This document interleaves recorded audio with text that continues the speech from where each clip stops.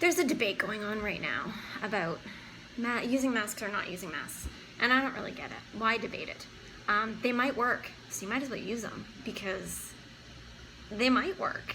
And you don't have to use the hospital masks. You can make your own. And you're thinking, oh, I don't have a sewing machine. Well, neither do I. And it did take the whole morning for me to make this, but I'll tell you what, I have a whole morning, so why not? Anyway, I'm just going to show you how easy it was to hand make with just a needle, not a sewing machine. I initially went online and I got myself a pattern.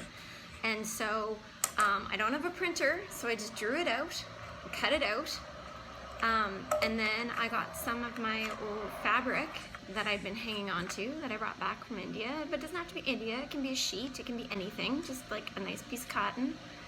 And I took the pattern and I cut out the pattern.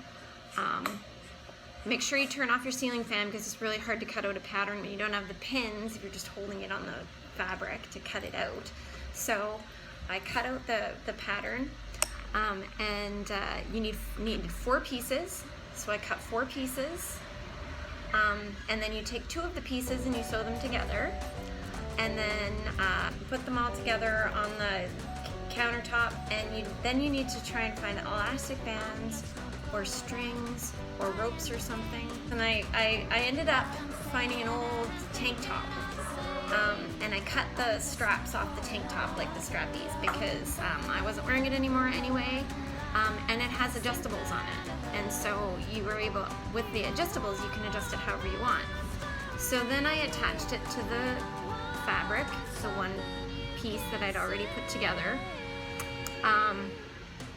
and you just sew it to the corners. And actually, there is a little pattern online where you can show you how to do that. And then you want to put them all on the inside, on the nice side of the fabric, and you get your other piece and you put it on top, and you kind of sew those strappy things inside the mask so that both of the not nice sides of the material are on the outside and the straps are all on the inside.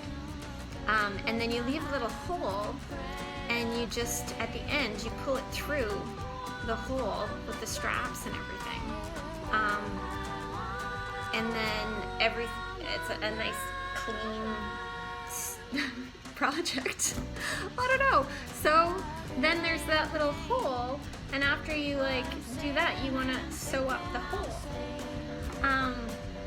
So this did take a long time, and I gotta be honest, I pricked myself a few times. I'm not a sewer by any stretch, but none of us are. I mean, I shouldn't say that. There's tons of people that are sewers, but those of us who aren't, we can still do this. We can still find a way to be functional and be able to obtain the things that we need in order to live safely.